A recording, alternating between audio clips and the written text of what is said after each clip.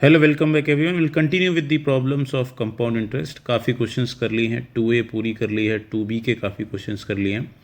Without further delay will continue. आप बने रहेंगे मेरे साथ तो क्वेश्चंस को बहुत ईजी वे में कैसे कर पाते हैं आपको समझ आएगा।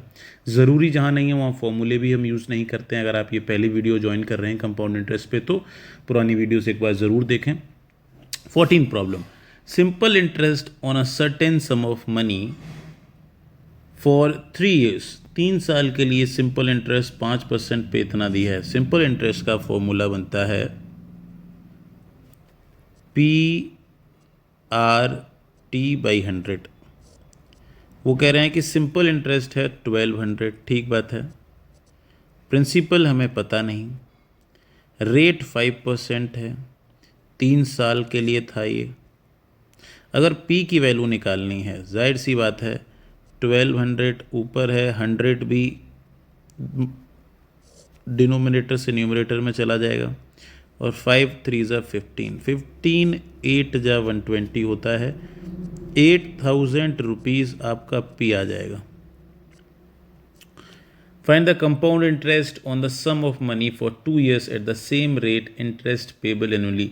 वो कह रहे हैं जैसे ही अगर आपको P मिल जाता है तो आप मुझे ये बताएं कि 2 साल के लिए कंपाउंड इंटरेस्ट इसी रेट पे कितना होगा। तो 8000 इंटू रेट था 105 कर लेंगे क्योंकि 100 से 5 ज़्यादा, 2 साल के लिए तो हम 2 बार मल्टीप्लाई कर लेंगे। ये आपसे पूछा जा रहा है। 3 0 तो कट हो जाएंगे, बचा 10, 2 से कट कर लें, 2 4 जा 8, 2 5 जा 10, 5 से कट कर लें 21, 21 और 105, 21 और 4 का कर लेंगे तो 84। इन दोनों का आप मल्टीप्लाई कर लें,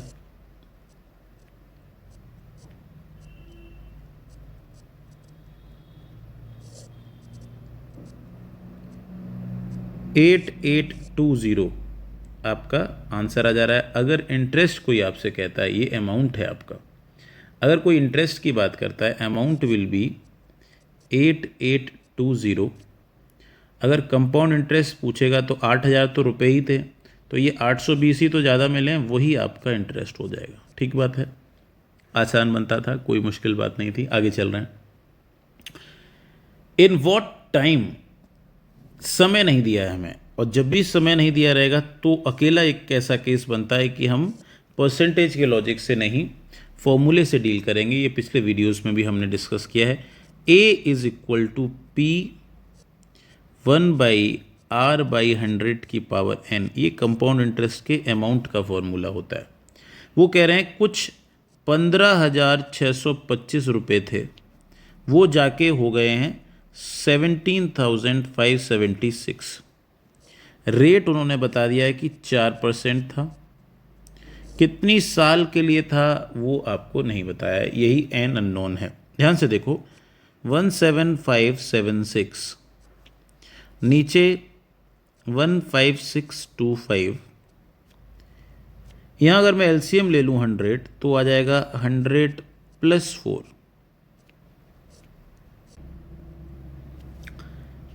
ये अगर हम लिखें तो 104/100, पावर इसकी n है 17576 15625।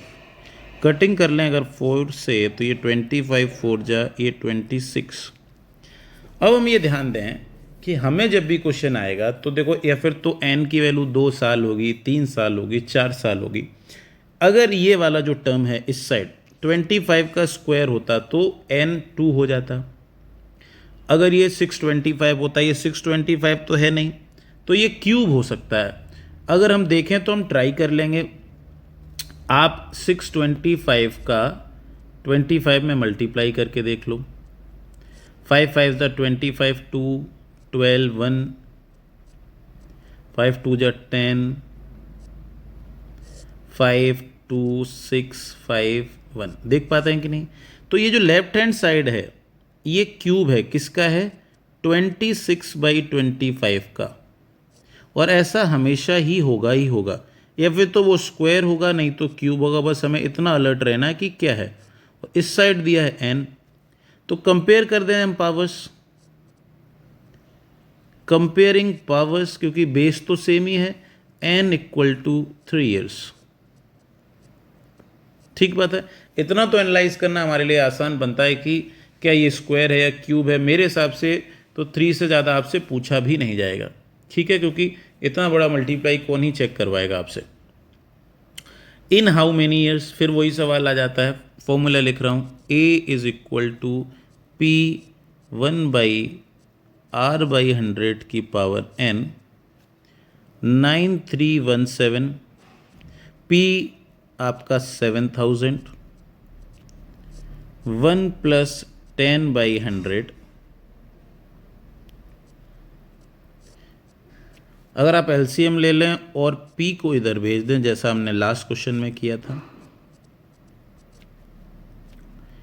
ये आ जाएगा 110/100 की पावर n। अब ये ना 10 का क्यूब है ना 10 का स्क्वायर आप कहेंगे, पर ये ध्यान से देखें, इधर कटिंग हो जाएगी। 7 से अगर हम कटिंग कर लें तो ये आ जाएगा 1000, ये आ जाएगा 7 1 जा 7, 7 3 जा 21, 7 3 जा 21, 7 1 जा 7। और ये जो 1331 है ये 11 और जो 1000 है वो 10, इनके क्यूब हैं ये। एक का भी अगर हिंट मिल जाता है दूसरा तो ऑटोमेटिक पता चल जाता है। तो n will be equal to 3 years. दोनों का ही आंसर 3 ईयर्स है। आपकी क्लास के लेवल तक ये कंफर्म है कि या फिर तो साल 3 आएंगे नहीं तो 2 आएंगे, ठीक है।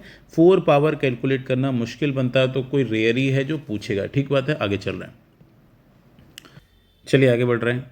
सम becomes 25/16 of itself in 2 years.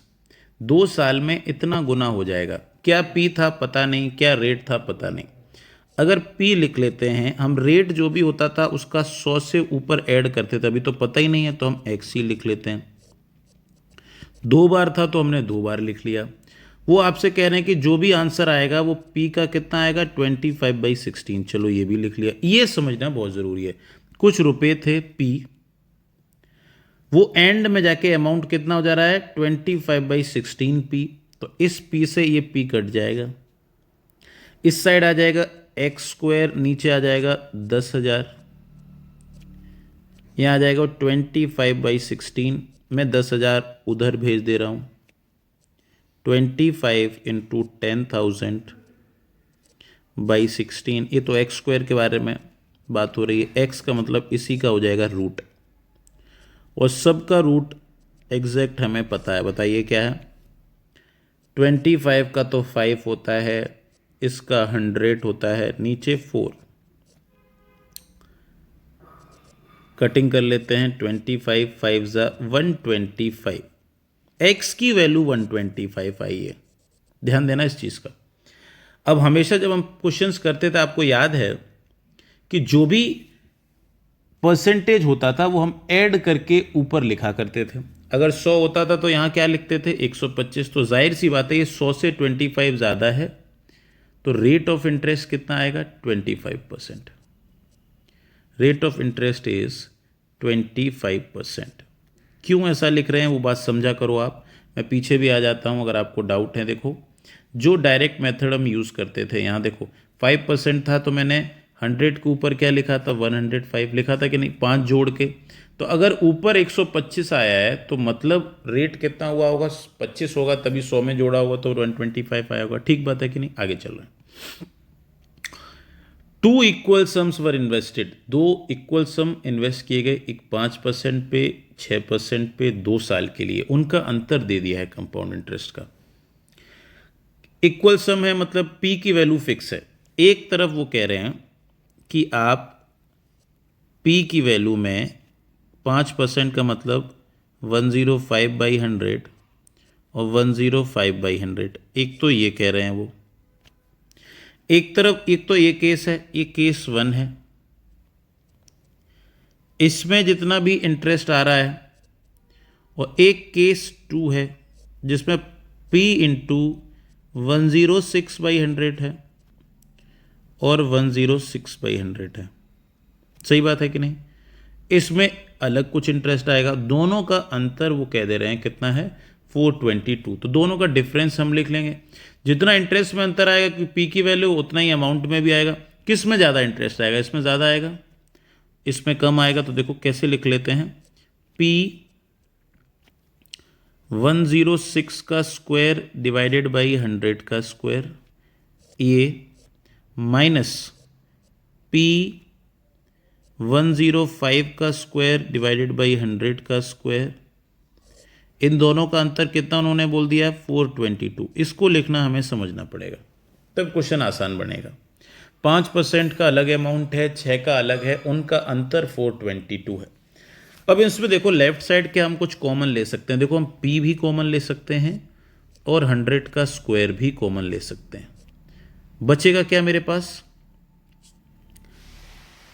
106 का स्क्वायर अगर मैंने ये कॉमन ले लिया, क्या बचेगा 106 का स्क्वायर माइनस 105 का स्क्वायर, ये किसके बराबर है 422। अब ए स्क्वायर माइनस बी स्क्वायर याद आ रहा है कि नहीं, ए स्क्वायर माइनस बी स्क्वायर होता है ए प्लस बी ए माइनस बी। तो यहाँ देखो ए स्क्वायर माइनस बी स्क्वायर, यहाँ ये लग जाएगा, 100 का स्क्वायर लिख लेता हूँ पूरा ही मैं, इसका मतलब 106 प्लस 105, 106 माइनस 105, ए प्लस बी ए माइनस बी, हो गया कि नहीं।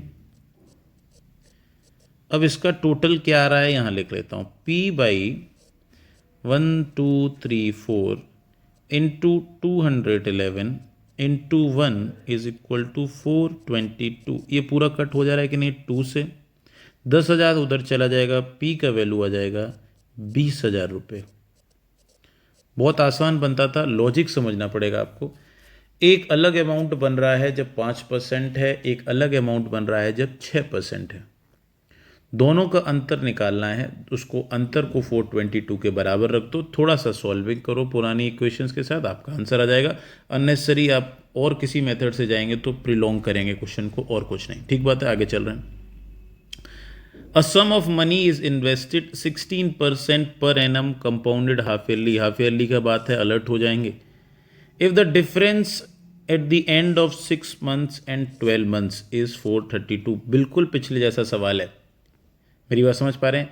अगर हाफ ईयरली है तो रेट कितना हो जाएगा मुझे बताओ, रेट आधा हो जाता है कि नहीं, रेट हो जाएगा 8%, क्योंकि आधा हो जाएगा, न्यू रेट आ जाएगा 8%।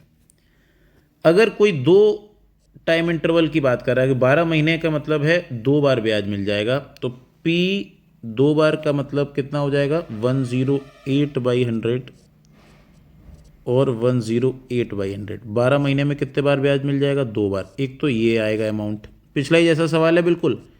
और 6 महीने में सिर्फ एक ही बार ब्याज मिलेगा तो 108/100। वो क्या कह रहे थे, फिर से मैं साथ चल रहा हूँ आपके, वो कह रहे थे कि 12 महीने में और 6 महीने में जो अंतर है, तो 12 महीने में तो 2 बार ब्याज मिल जाएगा और 6 महीने में एक ही बार। इन दोनों को जो अंतर है वो कह रहे हैं किसके बराबर है, 432 के बराबर है। अब यहां से देखो पिछले वाला ही लॉजिक है, क्या कॉमन ले सकते हैं हम, P डिवाइडेड बाई 100 इंटू 108, ये मैं पूरा कॉमन ले सकता हूं। बचेगा क्या है इसमें बताओ, इसमें 108/100 बच जाएगा। ये तो सब कुछ ही बाहर आ गया है इस ब्रैकेट से, तो सिर्फ 1 बचेगा, इक्वल टू 432। P 108/100 ये तो कॉमन था, यहाँ आप एलसीएम ले लो। अगर मैं 100 का एलसीएम ले लेता हूँ, 108 माइनस 100 आ जाएगा 432। P इंटू 108/100, इसकी वैल्यू आ जाएगी 8/100 इक्वल टू 432। ध्यान से देखो,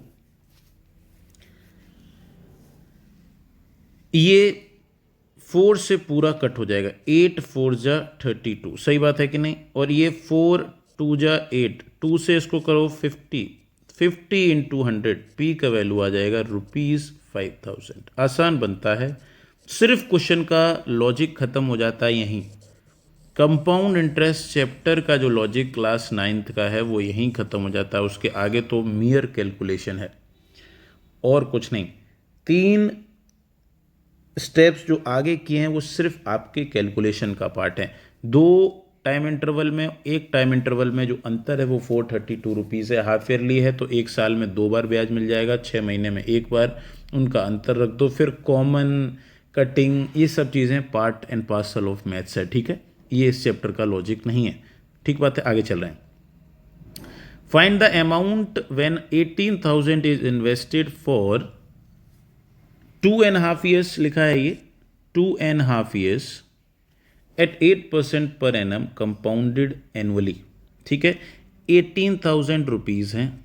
देखो 2 साल तो सीधे ही सीधे हो जाएंगे, 108/100, 108/100। अब जो आधा साल एक्स्ट्रा बचा है, 2.5 साल था, एनुअली था तो हाफ ईयरली का कोई लॉजिक नहीं है, कुछ दिक्कत नहीं है। तो आधा साल में तो आधा ही तो रेट लोगे आप, ये आपका आंसर हो जाएगा। क्या कुछ कटिंग हो पाएगा? बिल्कुल। 3 जीरोस आप कट कर दीजिए, बाकी आप मल्टीप्लाई करना पड़ेगा और कोई इशू बनता नहीं है, ठीक है। 108 इंटू 104 मल्टीप्लाई कर रहे हैं,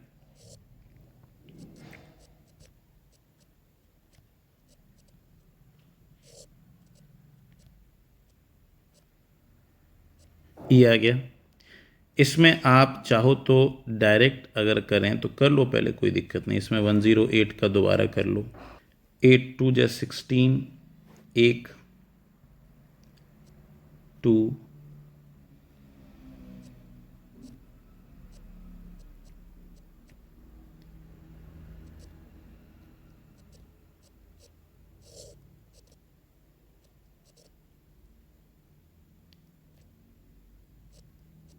ये आ गया।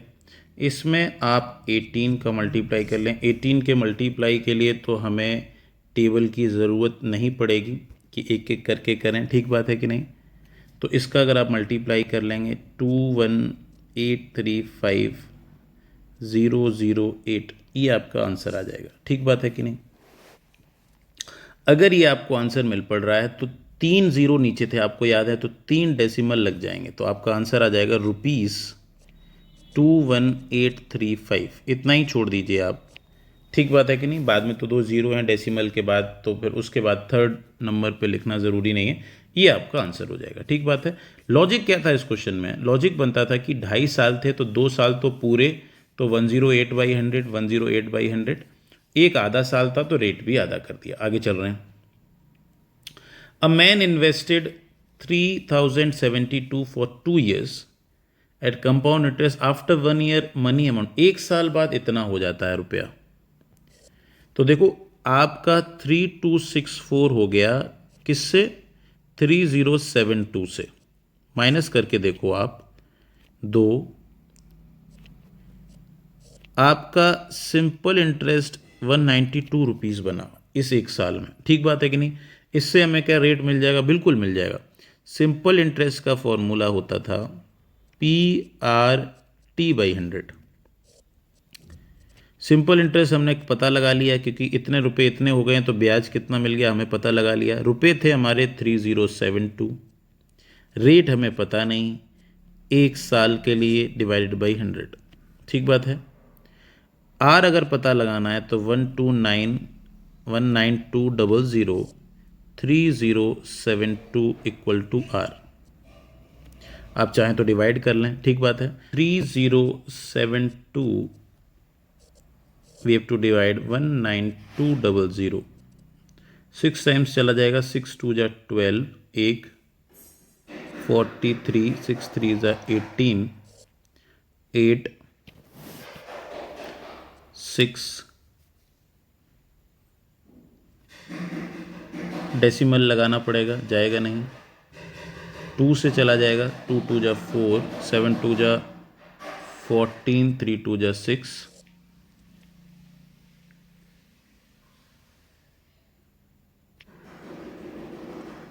0 अपने आप आ जाएगा।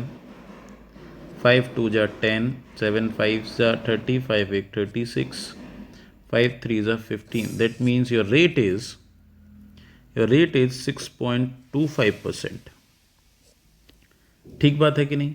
अगर आप इसको फ्रैक्शन में लिखना चाहते हैं तो भी लिख सकते हैं 6 1/4%, क्योंकि 0.25 होता है कि नहीं, ठीक बात है। अगर वो अब आपसे चाहते हैं कि 2 साल बाद कितना अमाउंट होगा, तो अब देखो 0 से शुरू करना ज़रूरी नहीं है। 1 साल का तो आपको पता ही चल गया था, 1 साल के बाद कितना था 3264। तो सेकेंड ईयर का आप कहाँ से शुरू करो, मैं कलर भी चेंज कर ले रहा हूँ। आप 3264 से शुरू करो। रेट कितना है, 6 4 जा 24, 125/4। 1 साल का सिंपल इंटरेस्ट निकाल लो। सही बात है कि नहीं। ये 4 यहाँ ना आके नीचे आ जाएगा। 25 4 जा ये हो जाएगा 16। 16 से कटिंग कर लो, 16 2 जा 32, 16 4 जा 64। आपका सिंपल इंटरेस्ट आ जाएगा सेकेंड ईयर का 204। आप जो भी था उसमें ऐड कर दो। अब आप पहले से जो पी से शुरू करेंगे तो आपका क्वेश्चन ये लॉन्ग हो जाएगा, तो जाहिर सी बात है 3468 आपका आंसर है। आपको पहले साल के एंड से शुरू करो, क्योंकि 1 साल का एंड आपको बता ही चुके हैं वो। 1 साल के एंड से फिर आप सिंपल इंटरेस्ट लगा के ऐड कर दो, वो ज़्यादा बेहतर है। ठीक है, पहले 0 से शुरू करने से।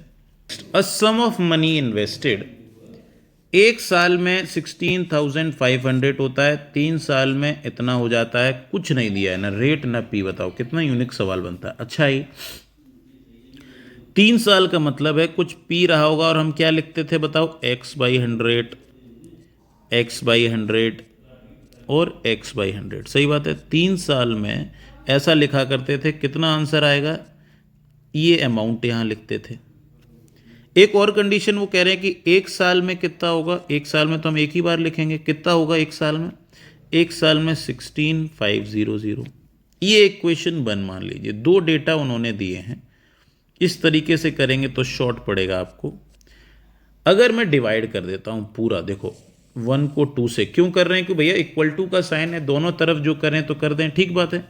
अगर मैं डिवाइड कर दे रहा हूँ, left side of the equal to sign और राइट साइड, दोनों साइड डिवाइड कर दे, देखो पी से पी कट जाएगा, एक ये चीज़ कट जाएगी, बचेगा क्या, x² divided by 100 into 100 is equal to 19965 ठीक बात है कि नहीं। अब x² की वैल्यू क्या हो जाएगी, 19965 इंटू 10000। अब इसका रूट निकालना पड़ेगा, तो x की वैल्यू आई, रूट ऑफ दिस का मतलब हो जाएगा, कहते हैं रूट निकालने से पहले कुछ अगर कटिंग पॉसिबल है तो आप एक बार कर लो। ये 2 0 तो कट ही जाएंगे डायरेक्ट। अब 5 से कटिंग कर ले रहे हैं, 5 3 ज़ा 15, एक तो 5 3 ज़ा, इसको 5 से अगर हम करेंगे तो 5 3 ज़ा 15, 49, 9 5 ज़ा 45, 46, 9 5 ज़ा 40, ये आ जाएगा। अंडर रूट क्या आ गया बताओ, 3993 डिवाइडेड बाई 33 इंटू 100, और चाहें तो 11 से कर ले, 11 3 ज़ा, ये कितना आ जाएगा, 11 3 ज़ा 33, 69, 11 6 ज़ा फिर 60, ये आ जाएगा। अब 3 से कर लें तो 121 इंटू 100, सही समझ में आ रहा है कि नहीं। 121 का आ जाएगा 11 और 100 का आ जाएगा 10, इसका मतलब x की वैल्यू आ जाएगी 110। 110 का मतलब है, पिछले बार भी ये क्वेश्चन आया है कि हम 100 से ऊपर लिखा करते थे एक्स्ट्रा ऐड करके, मतलब रेट ऑफ इंटरेस्ट आ जाएगा 10, रेट ऑफ इंटरेस्ट आ जाएगा 10%, क्योंकि हम सब सवालों में जो भी रेट होता है वो 100 से ऊपर ऐड करके लिखते हैं। फिर से इस क्वेश्चन को समझ लेते हैं एंड में। 3 साल का कुछ दिया था, ना पी पता है ना 100 के ऊपर रेट पता है, तो x ऐसा लिखते हुए 3 बार इक्वल टू लिख लो। 1 साल का पता है तो उसका इक्वल टू लिख लो, और दोनों इक्वेशन को हम क्या कर रहे हैं, डिवाइड कर रहे हैं। दोनों साइड रूट निकालने की कोशिश करेंगे, आप आंसर के पास पहुंच जाएंगे। ठीक बात है, आगे चल रहे हैं। A certain some of money at the rate of 5% per annum compounded interest, the interest compounded annually difference between the interest of third year and first year. देखो अभी ये बहुत बेसिक सवाल जो पहले आता था ना, पी पता रहता था, आप पी को कुछ मान लेते थे, ठीक बात है। पी को मैं मान लेता हूँ, let P equal to 1000 rupees, ठीक बात है, 1000 रुपीज़। फर्स्ट ईयर में अगर हम देखें तो 1000 रेट कितना है 5, एक साल के लिए डिवाइडेड बाई 100 कितना आ जाएगा, सिंपल इंटरेस्ट आएगा 50 रुपये, अमाउंट हो जाएगा आपका 1050, ठीक बात है कि नहीं। उन्होंने क्या कहा है, देखो difference between third year and first year, तो 3 साल तक आपको ये काम करके पहले दिखाना पड़ेगा। अब अमाउंट हो गया 1050, फिर 5% डिवाइडेड बाई 100। अगर आप एक ज़ीरो से एक ज़ीरो कट कर लें, 525/10 तो आ जाएगा 52.5, ठीक बात है। अब आपका अमाउंट कितना हो जाएगा, जाके आपको 52 रुपीज़ ऐड करने हैं, किस में, देखो 1050 में 52.5। अब बताओ क्या आएगा अमाउंट, अब आपका अमाउंट हो जाएगा 1102.5। अब इस पे इंटरेस्ट लगेगा 5 इंटू 1/100। अब आप मल्टीप्लाई कर लो, बाद में डेसिमल लगा देंगे, वो ज़्यादा बेहतर है, ठीक बात है। 5 5 ज़ा 25, 10 और 12,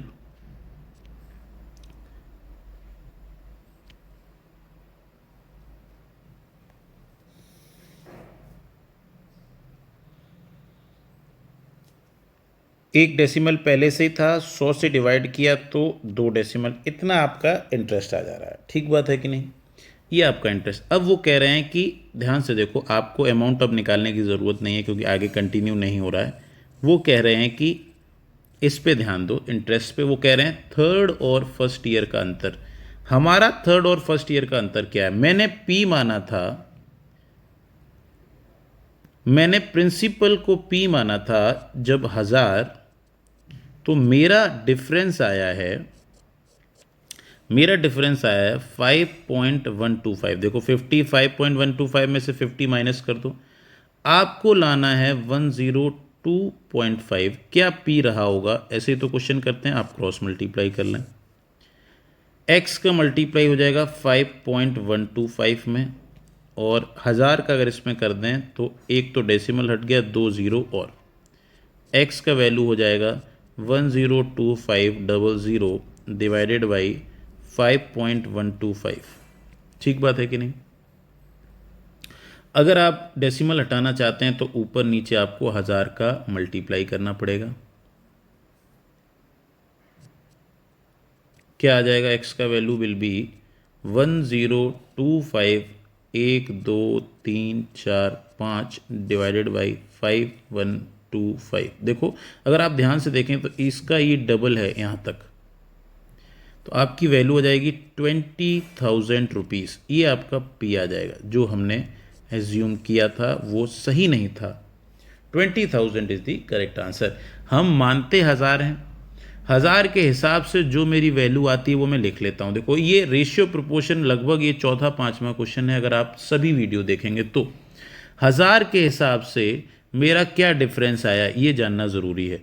फिर वो कह रहे हैं डिफरेंस तो इतना होना चाहिए था, ठीक है, तो आप रेशियो प्रोपोर्शन से एक्स की वैल्यू निकाल दो, आंसर आ जाएगा, ठीक बात है कि नहीं। आगे चल रहे हैं। A sum of money amounts to इतने एंड 1 ईयर एंड इतने and 1.5 year at compound interest semi annually. ऐसा भी एक क्वेश्चन आ चुका है। 1.5 साल में ये बताओ मुझे कि कितनी बार ब्याज मिल जाएगा। 1.5 साल में ब्याज मिल जाएगा 3 बार। ध्यान से देखो, तो पी कुछ इंटरेस्ट होगा, हमें नहीं पता, कितनी बार ब्याज मिलेगा वो मुझे पता है, कितनी बार मिलेगा, 3 बार। तब जाके अमाउंट होगा 13891.50। और अगर वो कह रहे हैं 1 साल में, 1 साल में कितनी बार अमाउंट मिलता है, 2 बार, क्योंकि 6 महीने का है, तो 1 साल में 2 बार ब्याज मिल जाएगा। इसका अमाउंट वो बता रहे हैं 13230। अगर मैं डिवाइड कर लेता हूँ, जैसा एक क्वेश्चन में मैंने किया था, इन दोनों को पी से पी कट हो जाएगा, ये कट हो जाएगा, ये कट हो जाएगा, सिर्फ बचेगा x/100।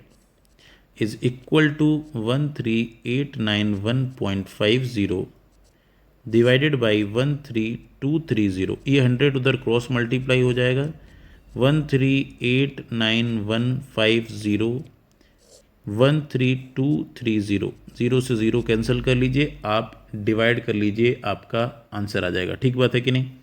डिवाइड कर लेते हैं। 1323 से डिवाइड करना है 13891.5। अगर एक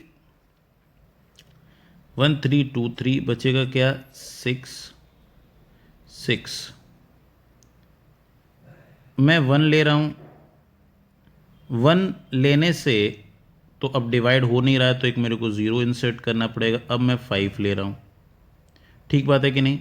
अब 5 से ट्राई कर लीजिए। 5 3 ज़ा 15, एक 5 2 ज़ा 10 और 11, एक 5 3 ज़ा 15 है 16, एक 5 1 ज़ा 5। कितना आंसर आ गया? x का वैल्यू आया 105। ठीक बात है।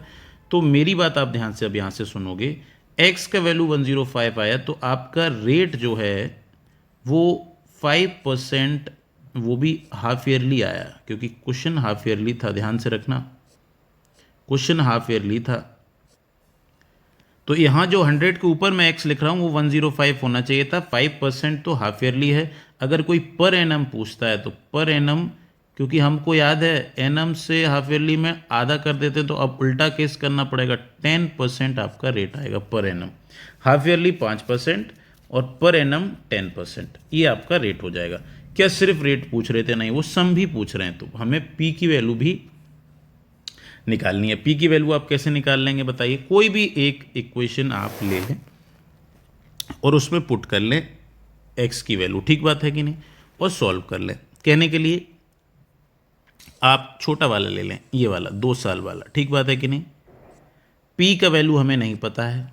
अब एक्स तो पता चल गया था, कितना आया था? 105/100, 105/100 equal to 13230। P will be equal to 13230 into 100 into 100 divided by 105 into 105। 5 से कटिंग कर ले रहे हैं, 20 20 21 21 21 21 441 होता है। ये चला जाएगा 3 से तो 30, 3 2 जा 6 2 जा 12 और 3 0। पी का वैल्यू आ जाएगा 12,000। रेट ही निकालना इंपॉर्टेंट था, पी तो आसानी से आ जाएगा। आगे चल रहा है। Mayank invested a certain some of money 10% per annum yearly है। आदित्य उसी को हाफ ईयरली दे रहे हैं। जाहिर सी बात है आदित्य ज़्यादा इंटरेस्ट ले पाएंगे, इसलिए वो कह भी रहे हैं आदित्य को 231 ज़्यादा मिलता है। हम अगर क्वेश्चन को ध्यान से पढ़ें, आदित्य का अमाउंट माइनस मयंक का अमाउंट, आपका आंसर होना चाहिए 231। पी हमें नहीं दिया है, वही आपसे पूछ रहे हैं। देखो आदित्य को 3 बार ब्याज मिलेगा, क्योंकि 1.5 साल है, वो हाफ ईयरली दे रहा है, और रेट पर उसका आधा हो जाएगा। 10% का क्या हो जाएगा? 5%, क्योंकि हाफ ईयरली है। ये तो हो गया आदित्य का हिसाब, माइनस इसको ब्रैकेट में लिख ले रहा हूं। मयंक ईयरली दे रहे हैं तो पहली साल तो पूरा ये होगा। अब आधा साल है तो आधे साल के लिए आधा रेट लगेगा। ये आ गया मयंक का हिसाब। इसके माइनस से 231 मिलेगा, कुछ कॉमन मिल जाएगा। पी देखो ऊपर 105 दोनों में है, कॉमन आ गया। 100 100 दोनों में है, नीचे 2 बार कॉमन आ गया। बचा 100 तो 2 बाहर आ गए, तो एक 100 यहाँ बच गया। ऊपर एक 105 कॉमन आया तो 2 105, तो ये स्क्वायर। यहाँ क्या बचेगा? 100 तो बाहर ही आ चुका है, तो सिर्फ बचेगा 110। ये बराबर है 231 के। अब बताओ क्या और कर सकते हैं? 105 100 इंटू 100, अगर आप एलसीएम ले लें 100, 105 का स्क्वायर हो जाएगा 5 5 ज़ा 25, और 10 इंटू 11 110 माइनस 11000, ये एलसीएम आ जाएगा। P इंटू 105/100 इंटू 100, ये भी आ जाएगा 100। इसको अगर हम माइनस करें 11,025 माइनस 11,000 ये आ जाएगा 25 इक्वल टू 231 रुपीज़। कहते हैं 5 से अगर करें तो 20 और ये 21 से इसको कर सकते हो 11 आ जाएगा और 25 4 जा ये। अगर P का वैल्यू हम कैलकुलेट करें तो 24 1100 P will be equal to 88,000। ये आपका आंसर हो जाएगा। ठीक बात है। सिर्फ ध्यान ये रखना था कि हाफ ईयरली है तो रेट आधा, आदित्य का और मयंक का अमाउंट माइनस कर दो, आपका P का वैल्यू आ जाएगा। Last question of the exercise. A borrows 90,000 from B at 4% per annum simple interest. Immediately उसने C को दे दिया है कंपाउंड इंटरेस्ट पे 2 साल के लिए। प्रॉफिट कितना कमाएगा? हमें इस फॉर्मूले को देख चुके हैं। CI माइनस SI ये है PR/100 का स्क्वायर। जाहिर सी बात है A ने B को दिया सिंपल पे, B ने उसी को दे दिया कंपाउंड पे, तो जाहिर सी बात है फ़ायदा उठा लिया होगा।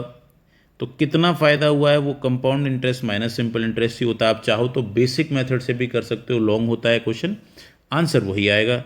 P का वैल्यू है 90,000, रेट है 4/100 का स्क्वायर, तो 90,000 4 4 जा 1600 का स्क्वायर 10,000, चारों ज़ीरो कट जाएंगे, 16 9 जा 144 रुपीज़। बहुत छोटा आंसर है।